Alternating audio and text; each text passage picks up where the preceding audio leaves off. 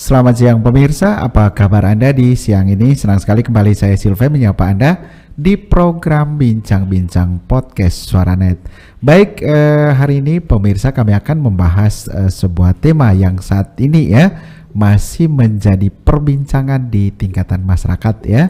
Jadi baru-baru saja pemerintah mengeluarkan kebijakan dengan naiknya tarif masuk Taman Nasional Komodo. Dan ada beberapa poin penting yang kemudian termaktub dalam aturan itu, bahwa setiap tahunnya itu dibatasi pendatang yang datang ke sana, yaitu 200.000 orang per tahun. Nah, pemberlakuannya itu akan berlaku pada tanggal 1 Agustus 2022. Tiket masuknya itu 3.750.000 per orang. Nah, kira-kira seperti apa fenomena ini ke depan ya? Apakah kemudian Labuan Bajo sebagai daerah wisata atau wisata premium yang kemudian dicanangkan oleh pemerintah pusat belakangan itu dikhususkan untuk kaum elit, ataukah juga nanti masyarakat kecil yang dengan penghasilan yang seadanya bisa menikmati yang namanya pariwisata di Labuan Bajo saat ini? Baik, untuk membahasnya sudah ada di studio kami dua orang narasumber. Yang pertama Bapak Sylvester Wanggal Ketua PHRI Labuan Bajo, Perhimpunan Hotel Restoran Indonesia. Selamat siang Pak Sil. Lalu kemudian kalau tadi malam sempat juga kami ngobrol sudah tidak asing lagi, ini ada Pak Marcel. Selamat siang Pak Marcel. Selamat siang. Selamat siang. Wakil Ketua DPRD Kabupaten Manggarai Barat. Baik, saya ke Pak Sil dulu ya. Ini terkait dengan pemberlakuan kenaikan tarif masuk Taman Nasional Komodo yang nanti akan berlaku mulai tanggal 1 Agustus 2022. Nah, Pak Sil sendiri melihat ini apa yang terjadi dengan kota wisata premium ini? Ya, saya melihatnya ada semacam kontradiksi. Di satu sisi pemerintah ingin mendatangkan jutaan wisatawan per tahun ke Labuan Bajo, kemudian di sisi lain juga ada pembatasan seperti itu tadi. Nah, itu kalau tidak salah itu sekitar 292.000 target pembatasannya. Tetapi satu hal yang perlu kita ingat bahwa itu hanya di Pulau Komodo, yaitu Loh Liang. Sementara di Rinca rencananya itu adalah mass tourism, jadi tidak dibatasi dan tiket masuknya juga masih berlaku normal. 3.750.000 itu pun hanya berlaku untuk Pulau Komodo dan Pulau Padar. Lalu dari 3.750.000 itu apa saja yang include di dalamnya? Ya, itu berlaku untuk 1 tahun. Tapi pertanyaan kita kan tidak mungkin orang berlibur itu 1 tahun itu sampai 2-3 kali. Iya, betul. Ya, berlaku 1 tahun. Jadi bagi kami pelaku pariwisata ini sebenarnya itu penting sekali sosialisasi. Jadi biar kita tahu, ini tiba-tiba setelah ada protes dari pelaku pariwisata, Dinas Pariwisata Provinsi NTT baru datang ke Labuan Bajo untuk melakukan sosialisasi. Sementara limitnya itu hanya 1 bulan. Itu tidak pas ini, sehingga ada protes keras dari pelaku pariwisata. Ya, berarti karena penetapan itu sepertinya tiba-tiba. Iya, pasti tengah malam itu di ruang gelap. Ya, baik, Pak Marcel, ini sebagai seorang legislatif, Pak Marcel melihatnya ini seperti apa ini?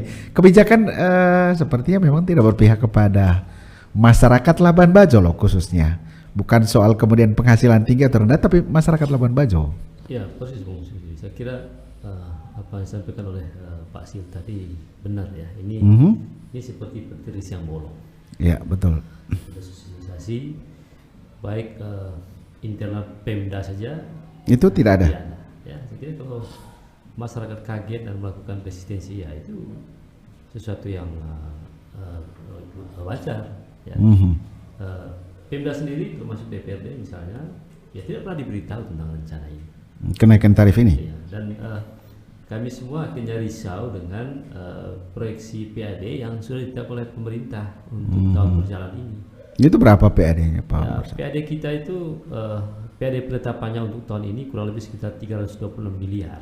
Oh, gede juga ya. Kontribusi terbesar itu dari sektor pariwisata. Pariwisata, ya. Nah, kalau kemudian kebijakan yang mengejutkan ini muncul di tengah jalan, di tengah tahun anggaran, ya saya yakin estimasi PAD itu akan anjlok paling ya, betul. Anjlok. Nah, jauh lebih rasional ya kayak ini disiapkan di awal, sehingga pemerintah daerah juga menghitung ya potensi pendapatannya berdasarkan kebijakan betul. Tapi dengan pola ini saya tidak tahu nih Pemda Manggarai Barat nanti apakah mampu untuk kemudian tetap mendapatkan estimasi PAD sebesar itu.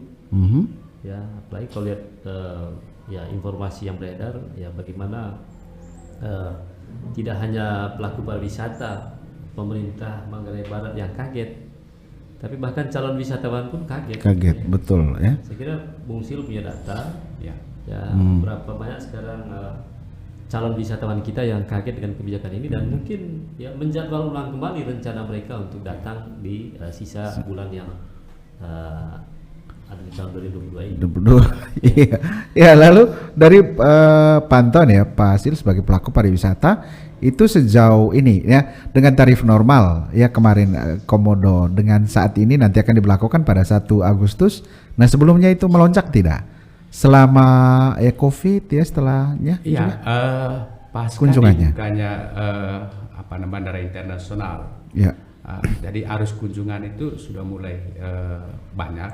Ya. Dan saya rasa timingnya juga kurang tepat. Di mana hotel, restoran, kemudian teman-teman pramu wisata, ini kan mereka baru pulih dari pandemi 2 tahun. Betul. Ya, kemudian di saat yang sama juga tiba-tiba ada penetapan seperti ini. Kenaikan tarif. Kemudian yang kedua proses. Iya.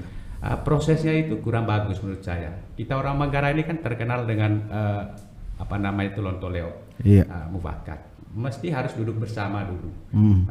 Kita punya wilayah, kita punya kekayaan. Mestinya kan kearifan lokal itu diutamakan. Semua stakeholder pariwisata, kemudian pemerintah, DPRD duduk bersama, musyawarah mufakat, sehingga ada kata sepakat di sana. Tapi tiba-tiba misalnya perjanjiannya itu di Jakarta sana tanpa sepengetahuan kita sebagai tuan rumahnya Satwa Komodo ini, jelas kaget. Yang perlu dipikirkan ini bagaimana nasib 115 hotel di Labuan Bajo. Hotel berbintang itu kan hanya berapa persen aja, tapi mayoritas adalah hotel non bintang. Jelas segmentasi pasar hotel non bintang itu adalah kelas menengah ke bawah. Dan itu juga tiketnya. Kemudian ada 111 restoran dan rumah makan.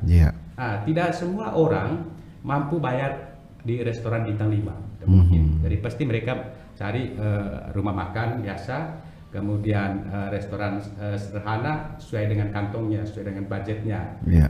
Itu yang kita pikirkan. Ada poin kita Bung Silvi, saya kira tidak sekedar menolak soal kenaikannya. Ya betul. Poin pentingnya apa? Ya, saya kira kalau didiskusikan, kemudian dibicarakan angka-angka yang rasional untuk kenaikan, saya kira ya masyarakat pelaku pariwisata akan mensupport pemerintah untuk ambil kebijakan itu. Tapi kalau pola yang ada ini tiba-tiba dikasih angka yang irasional ini, melonjak begitu ya. Jangan heran kalau ada resistensi. Betul. Jangan heran kalau ada kecemasan dan lain sebagainya dari dampak dari penerapan kebijakan ini. Nah kalau misalkan Pak Marcel ini katakan begini ya, sebelumnya ada rembuk, lalu kemudian ada kesepakatan untuk kenaikan tarif. Kira-kira ambang batas untuk harga normal itu berapa? Misalkan di bawah 3 juta, 2 juta atau 1,5 begitu? Misalnya. Kita mungkin buat perbandingan dengan taman nasional lain dari seluruh dunia. Contoh konkretnya itu Galapagos. Galapagos itu kan Transviado tiket masuk itu $100. Kalau misalnya kurs $100 itu kan berarti 1.500.000 ya. Kalau misalnya ada kenaikan seperti itu mungkin bisa diterima ya. Bisa, betul. Jadi tiba-tiba 3.750 ini, kemudian di patokan harga itu juga tidak ada spesifikasi untuk orang lokalnya. Berarti berlaku untuk sebelumnya 150.000 untuk mancanegara, orang lokal kita hanya 10.000. Ini pukul rata. 3.750.000. Nanti orang Manggarai yang punya mimpi untuk lihat komodo, akhir mimpi itu terkubur terus. Termasuk saya belum melihat komodo. Itu dia. Berarti itu berlaku untuk semua ya, semua. Karena di itemnya itu tidak ada spesifikasinya. Pokoknya 3.750.000 per pax, selesai. Nah, lalu teman-teman DPR sendiri sudah melakukan ini tidak komunikasi misalkan dengan Dinas Pariwisata Provinsi setidaknya melalui teman-teman DPR Provinsi begitu, lakukan koordinasi terkait dengan itu?